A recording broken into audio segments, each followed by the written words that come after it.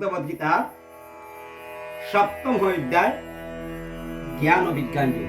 আজকে জ্ঞান এবং বিজ্ঞান, জ্ঞান হারে হয় আর বিজ্ঞান হারে হয়, এটা আমরা আজকে বুঝব। শ্রী ভগবান উবাচ মর্যাসত্যম না পার্থং যুগং যুগন্মুদ্রাশ্রয় অসংশয়ং সংগ্রহং মাং যথা জ্ঞেয়সি তিচ্ছন। শ্রীকৃষ্ণ বলিলেন, হে অর্জুন, একমাত্র আমাতে মন রাখিয়া ও আমাকে আশ্রয় বলিয়া ভাবিয়া যোগাভ্যাস করিতে করিতে যোগী আমাকে যেভাবে জানিতে পারে তা বলিতেছি শুনো। এর যে শ্রীকৃষ্ণের পূজা অর্চনা ঘটায়, যেটুকু অভ্যাস তাহাই করিয়া শ্রীকৃষ্ণের কাছে ধূপকাঠি মোমবাতি পানবাটা জ্বালাইয়া দেয়। ও কৌশল যে এটা ভালোভাবে তুমি বুঝিয়া লড়বা। এই জ্ঞান পুরোপুরি হয় এবং ইহাতে কোনো সন্দেহ অবকাশ থাকে না। কোনো সন্দেহ করি দেয়নি ভগবানকে তুমি জল তুলসী না মনে ইচ্ছায় গিয়ে ও মাত্রা আমি প্রত্যক্ষ অনুভবের দ্বারা প্রাপ্ত আমার সম্পর্কে শাস্ত্রীয় জ্ঞান তোমাকে বলিতেছি। আমি ও সম্বন্ধে কিছু আলোচনা করিয়া অর্জুনরে হইতাম কৃষ্ণয়, ওরা শোনো, এই জ্ঞান জন্মিলে আর কোনো কিছু জানিবার থাকে না। হাজার হাজার লোকের মধ্যে কোথাও যদি একজন সিদ্ধি লাভের মুক্তি লাভের জন্য চেষ্টা করেন, আমরা এই পৃথিবীতে বিশ্বের মধ্যে কত রকমের মানুষ জন্মগ্রহণ করছে, কিন্তু এর মধ্যে ভগবানের শ্রীকৃষ্ণ শরণাপন্ন একজন বা দুইজন এই বিশ্বের মধ্যে। আর যাহারা এইরকম চেষ্টা করেন, তেমনি হাজার হাজার লোকের মধ্যে আবার কদাচিৎ একজন আমাকে ভালোভাবে জানিতে পারেন। সবে কৃষ্ণ কৃষ্ণ হইয়া, কোন ভাবে হইয়া আর কোন স্থিতে হইয়া, এখানে আমার ব্যাপার। কিন্তু বলছেন না, যে আমারে ঠিক মতো ডাকিব সেনে পাইত না। পৃথিবী, জল, আগুন, বাতাস, আকাশ, মন, বুদ্ধি ও অহংকার, এই 8 ভাগে আমার প্রকৃতিকে ভাগ করা হইয়া থাকে।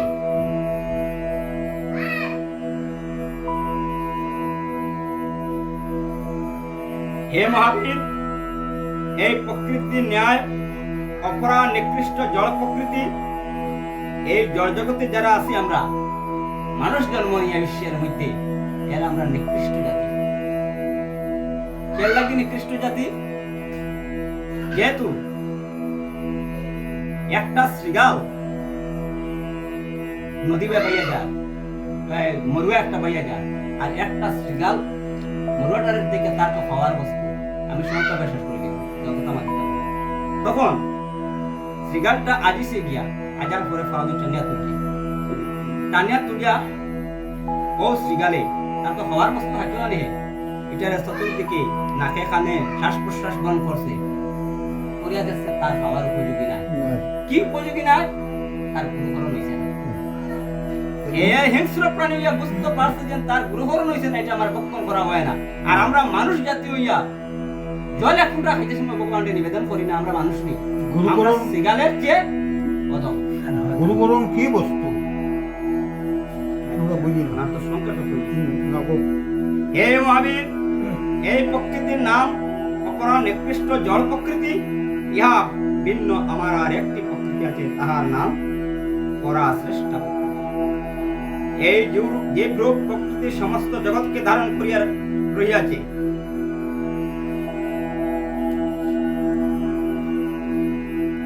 এই যে রূপ প্রকৃতি সমস্ত জগৎকে ধরিয়া রেখেছে, অপরা প্রকৃতি একটা আছে, ভগবানের নাম কোন সব সময় গায়, তার তেজে আমরা আছি। দুই একজন আসুন থাকতো না, সূর্য চন্দ্র ঠিক ঠিক জায়গা থাকলো না, এটাও ভালো হয়ে গেল, তারা তেজে আমরা আছি। এই পরা এবং অপরা প্রকৃতি হইতে সকল প্রাণীর সৃষ্টি হইয়াছে, সকল জগতের সৃষ্টি ধ্বংসের মূল কারণ আমি সৃষ্টি করতেও পারি, আর পৃথিবীকে সেকেন্ডের লোকে ধ্বংস করতে পারি। হে অর্জুন, আমার যে বড় আর কিছুই নাই। মনের মালাতে যেমন মনেগুলির সুতায় গাঁথা থাকে, তেমনি আমাতে এই জগৎ গাঁথা আছে। বড় সুন্দর কথা কইছে ও তো বাজে গেল। আমার যে বড় আর কিছুই নাই এই পৃথিবীর মধ্যে শুধুমাত্র আমি এই পৃথিবীটা সৃষ্টি করছি আর তরলতাকে লইয়া প্রাণী জীব কীট পতঙ্গ যা আছে সারা আমি সৃষ্টি করছি মনের মালা সুতায় গাঁথা থাকে তেমনি আমাতে এই জগৎ গাঁথা এই জগৎটা আমি গাঁথে আছি এই জগৎটারে আমিও চাইয়া বিনাশ। বিনা সুতা হে অর্জুন আমি জলের মধ্যে রস চন্দ্র সূর্যের মধ্যে কিরণ চন্দ্র সূর্য যেটা আলু দেয় সেই আলুটা আমি অন্য কোনো কিছু নাই সমস্ত বেদের মধ্যে ওঙ্কার আকাশের শব্দ যখন মেঘ হয় গুণ করে শব্দ করে সেই শব্দটা আমি এবং মানুষের মধ্যে পৌরষ অর্থাৎ উদ্যম যে প্রকৃত পুরুষ সে আমার পৃথিবীতে আমি পবিত্র গন্ধ আগুন আমি তেজ সকল জীবের আমি জীবন এবং তপস্বীর আমি তপস্যা এ তপস্যা করে প্রকৃত তপস্যা আমি করি হে অর্জুন সকল প্রাণীর মূল নিত্য কারণে আমি পৃথিবীর মধ্যে যা কিছু আছে আমি তুমি অহতা করায় আজকে আমার ধন সম্পদ এই সেই যা কিছু আছে আমি জমিন আরো 10 আল লইছি গাড়ি আরো 8খানা আছে আমার বাড়ির 7 তলা আছে এটা তুমি করতে না রে বাপ হে অর্জুন সকল প্রাণীর মূল নিত্য কারণ আমি যেটা কোটায় তুমি হয়তো করায় তুমি কিন্তু না আমি তোমারে যদি আমার মন তাকে খেয়াল থাকে কোনো বাদ থাকে যদি বাদ থেকে ঠিক আমার মতো বসে আমি পারবো নি কেউ কারোর ধ্বংস করতে পার পাইনি কিন্তু বেটা সেকেন্ডের লোকের বিশ্বরে উলটপাট করে সেকেন্ড হলো হে অর্জুন সকল প্রাণীর মূল নিত্য কারণে আমি বুদ্ধিমানের বুদ্ধি তেজস্বীর তেজ তুমি করায় অমুক বড় বুদ্ধিমান বুদ্ধিমান কে তাই দিয়া দিছেন বুদ্ধিটা এইভাবে যদি একজন দুজন না তাকে মাফ করো তাহলে তো বাকি মূর্খ যারা আছে এরা বুঝাই কেটে হে অর্জুন আমি বলবানের বল কিন্তু এই বলে কামনা বা তৃষ্ণা নাই বলবানের বল এটা যে শক্তিশালী আমি তো কই আর আমার শক্তি আছে কিন্তু যতজন আসো নেস রাস্তা দিয়ে মারিলেন এই বলে কাজ হইতো না বল কোন বল যে মানুষের কামনা নাই বাসনা নাই হে পৃথিবীরে এক হাত করতে পারবে যেমন ধরো প্রাণী পশুদের মধ্যে হনুমান রামচন্দ্রের সঙ্গে তাকিয়া সমস্ত লঙ্কাবাসী জয় করছে কিন্তু তার মধ্যে হিংসিত্ব বা বাইছেনি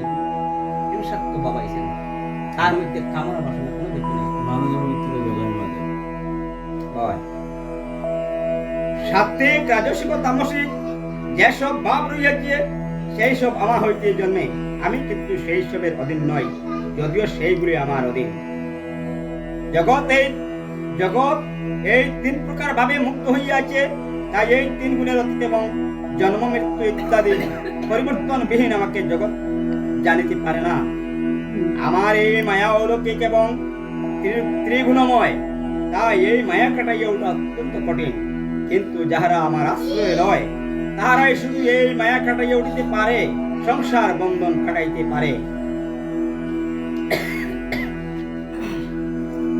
যাহাদের সুকৃতি নাই বিবেক নাই সেই সব নরাধমেরা আমার শরণ লয় না পশু প্রকৃতি যারা আছে আজকে আমরা এনে কয়েকজন বাত আছি কিন্তু এক পার্টি আছে এরা গুণের কিবা দেখ রায়নি হালার সাধু কল বন্ড সাধু কল বইছেন অর্থাৎ একটা ওষুধ তার এটা ভালো লাগতো না ভালো জিনিস কারণ এ কথা কর ভগবান আমার খে আমি আমার চলিয়ার খাইয়ার আমি পরিশ্রম করি আর ভগবানে দেননি আমার কিন্তু না বেটাই বুঝে সৃষ্টি না করে তুমি এইটাই কিনা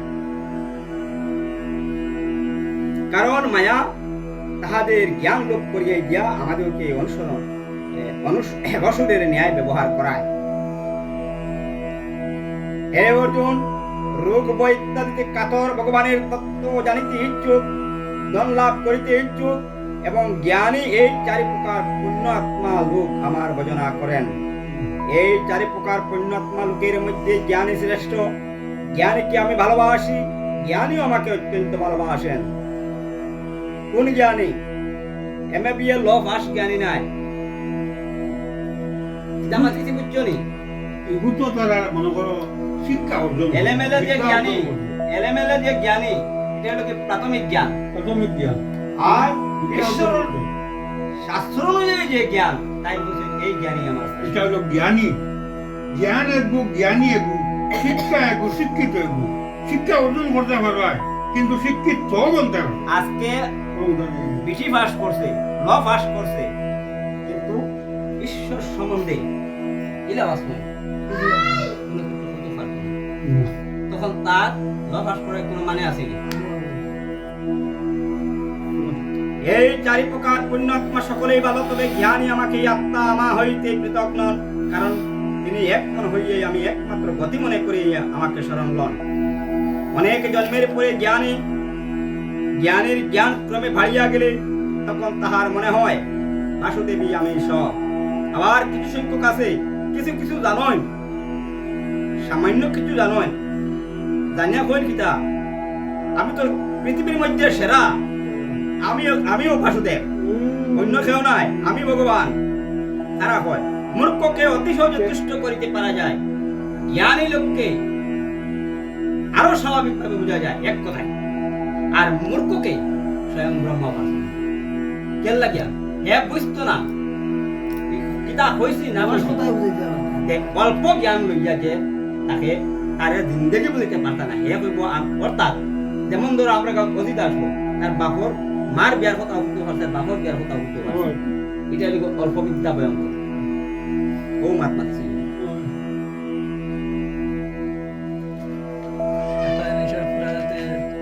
এই যেন আমার মাথায় খারাপ পারায়নি। না, এখন আগে তো হয়েছিল না।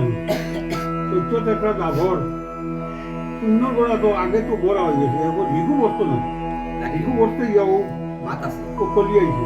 বলি আইসে এটা ঠিক আছে, বলে তার যে বাঘ পাইতো আর যে বাঘ আসি আমরা ও বাঘে না, কলিয়ে তো যে বাঘ খাইতো পাইতো ভিগু তো ভাইয়া এর উঠতে আইছে, এর উঠতে আইছে। এর লাগে তো 100 মধ্যে 80% তার তোমার 20%। হ্যাঁ, সত্য দাভর এরা তো আর দৈন্য হইতে পারছে না কলিটা দৈন্য কলি দৈন্য এর লাগে দৈন্য হইছে, বিনা যদি দৈন্য বিনা যুদ্ধে হিদিকে দৈন্য। দ্বিতীয় নম্বর হলো কি জীবের পরিত্রাণ কিতা লাগিয়া আগে লক্ষ লক্ষ টাকা দিয়ে যজ্ঞ করছেন, এরপরে শান্তি পাইছেন, মুক্তি লাভ করছেন, কিন্তু লাস্ট মোমেন্টে কলিযুগে কি আইছেন শুধু নাম দিবি। কইছেন শুধুমাত্র মুক্তি উচ্চারণ করলে তোমরা মুক্ত লাভ। হরে কৃষ্ণ নাম বল। তোমার কাম বন্ধ না কিন্তু করে হরে কৃষ্ণ কথা তো কেউ জানেন না। নাম না। জপিতা হরে কৃষ্ণ কথা যাই না আমরা, এক বডি জল আর একটা তুলসী পত্র অত আমরা যোগ্য, কিন্তু ওকে দেই না কোন। দিবা সময় নাইবা তোর বেটে তুই হানা দেখ, আমি আইছি ভাত খাইতাম, দেবতালির গরু দেবতালি বা বুঝলেন। প্রায় কোনো দেখছি কিলা দেখ জানেন সন্ধ্যা হইছে না, আর দুপুরপুর ইটাও তো গেল গড়াইয়া আমি মাতিলাম, বললাম বা না মাতিয়া পারিয়ান না, সন্ধ্যা দেরা আগরটা দেরা দাদু উঠিয়া উঠিয়া উত্তর দিলা তোর কোনো কাম নাই জানি আমরা সময় পাইছি না দিয়ারের দুটো গীতা করতে দিল, 1 মিনিট পরে দিল তো ভগবান ও দুপুর এখন দেই একবার হয়ে গেল। হরে কৃষ্ণ। নানারূপ কামনা আসিয়া যাহাদের জ্ঞান নষ্ট করিয়া দে, তাহার নিজ নিজ প্রকৃতি অনুযায়ী নানা নিয়ম পালন করিয়ে নানা দেবতার পূজা করিয়ে থাকে। যে ভক্তি করিয়া যে দেবতার পূজা দুলার করে, গটি আমি আছে, সেই দুলা আছে। তাকে অচলা ভক্তি দিয়া দেই। দোলা আছে সেই ভক্তি নিয়ে সেই দেবতার পূজা করে, আর সেই দেবতাই তাহার গোপাল আইতা। কামনা পূর্ণ করে। প্রকৃতপক্ষে অবশ্যই আমি সেই সব কামনা পূর্ণ করিয়া থাকি। সেই সব দেবতার যাহারা পূজা করে তাদের বুদ্ধি অল্প, কারণ তাহারা দেবতার পূজা করিয়া যে ফল পায় তা ক্ষণস্থায়ী। দেবতাদের ভক্তেরা দেবতার পূজা করিয়া নশ্বর দেবলোকে যান, আর যারা আর আমার ভক্তেরা আমার সেবা করিয়া আমাকে পান, তাহাদের আর কোনো জন্ম হয় না। হয় না। দেবতারে আরাধনা করিয়া কিতা লাগে আরাধনা করি, দেবতার পূজা কিতা লাগি করি। আজকে বিশ্বরী পূজা করি যদি মাঘ বিশ্বরী হইয়া সাপোজ এই মারে নিন্দা করিয়ান না, মাগো তুমি আমার যদি পুত্র সন্তান দেও, তুমি আমার যদি 1 কোটি টাকা দেও, তো মাগো আমি তোমার পূজা করব। তখন তো টাইম দিতরা, তাই পূজা হতো। যে কোনো একটা লাইনে দিবি। টাইম তোমার এক লাইনে দিতরা, লাইনে দিতে গিয়ে কার কাছ থেকে আইতা? ও ভাই যেমনে তাই নি কথা শুনছস, বিশ্বরি দৌড়ো শুনিছ হন ম্যানেজার হন মামার ইয়া কইতা প্রভু ওলা ওলা পেতা না দিলে হইতো না। ও এখন ভক্তির ইচ্ছা করে চলে গেছে ও টাইম দিতে এই ঘন্টা টাইম দিয়ে এর লাগিয়া তারা বারবার এই পৃথিবীতে আসা যাওয়া করবে। আমি এবং তুমি দেবতা পূজা যারা করিয়া বারবার আসা যাওয়া করবে। আর কান পূজা করলে আর পৃথিবীতে আসা যাওয়া লাগতো না। স্বর্গবাসী হয়ে যাবে।